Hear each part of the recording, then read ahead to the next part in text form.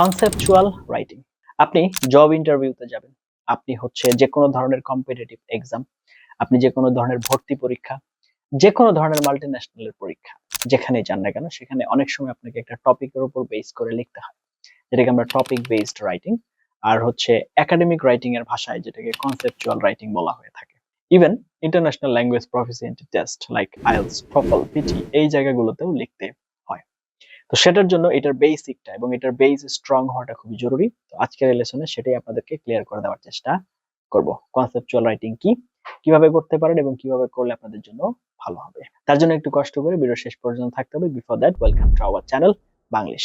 Here we're trying to make your basic English learning journey easy. Learn basic English with fun. That is our motto and following that. আপনি যদি 24/7 আমাদের সাথে connected থেকে basic English শিখতে চান, you can like our Facebook page and join our Facebook group. সেগুলো link video ডেসক্রিপশনে দেওয়া আছে। আর আপনার যদি প্রফেশনাল গাইডেন্সের দরকার হয়, if you are going to need professional guidance, you can contact with us. আমাদের সাথে কন্ট্যাক্ট ডিটেইলস আপনি ভিডিও কমেন্টে পিন করা অবস্থায় পেয়ে যাবেন। Now without wasting time, let's roll onto our computer screen.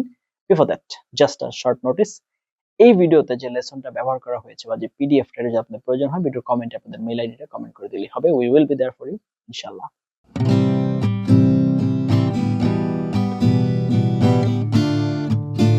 Conceptional writing. এই অধ্যায়ে আপনাদের একটি বিষয় সম্পর্কে ধারণা বা কনসেপ্ট দেয়া হবে।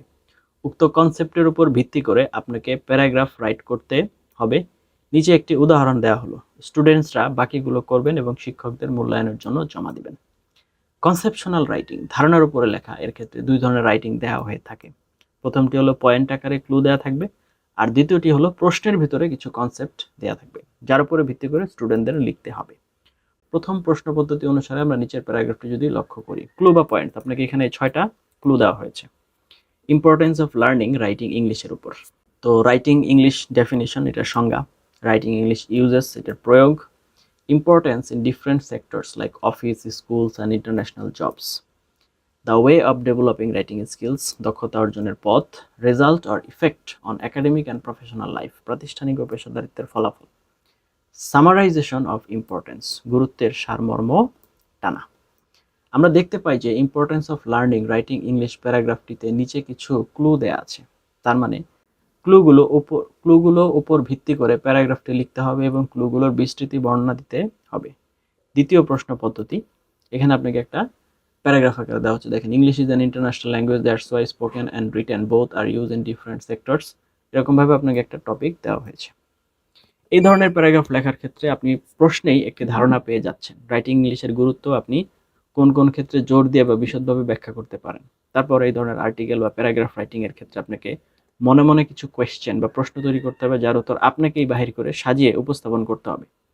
কোয়েশ্চেনগুলো করা হবে WH ওয়ার্ড এর ব্যবহার করে, যেমন what is writing English, how can it be learned or learning process, why is it important, where can we use it, what is the good side of the learning writing English, is there any bad side, then what is ইট।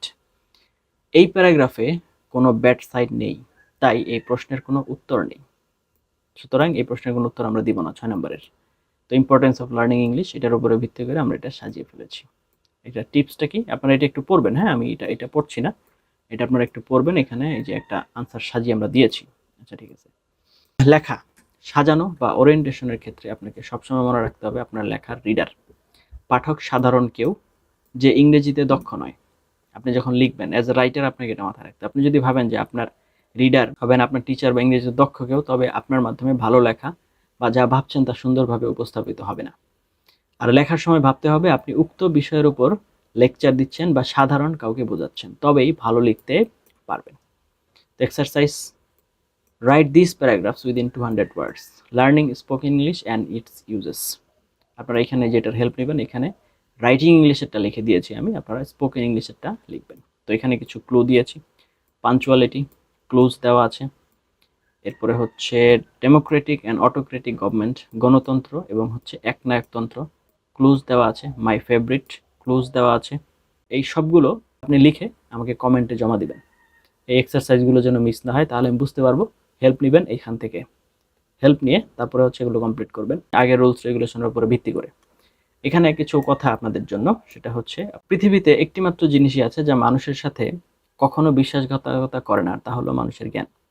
তাই নিজেকে আরো বেশি মেধাবী, জ্ঞানী ও দক্ষ করতে কখনো কার্পণ্যবোধ করবেন না, কারণ অজ্ঞতা অন্ধকারের শামিল। আপনার মেধা, আপনার দক্ষতাই আপনাকে সামনের দিকে, উন্নতির দিকে এগিয়ে নিয়ে যাবে। তাই প্রয়োজনীয় সকল বিষয়ে নিজেকে সর্বোচ্চ পর্যায়ে দক্ষ করে গড়ে তুলুন। যা শিখছেন তা অবিরত চর্চা বজায় রাখুন, দেখবেন আপনি হবেন সহজ, সুন্দর ও সুখী জীবনের অধিকারী।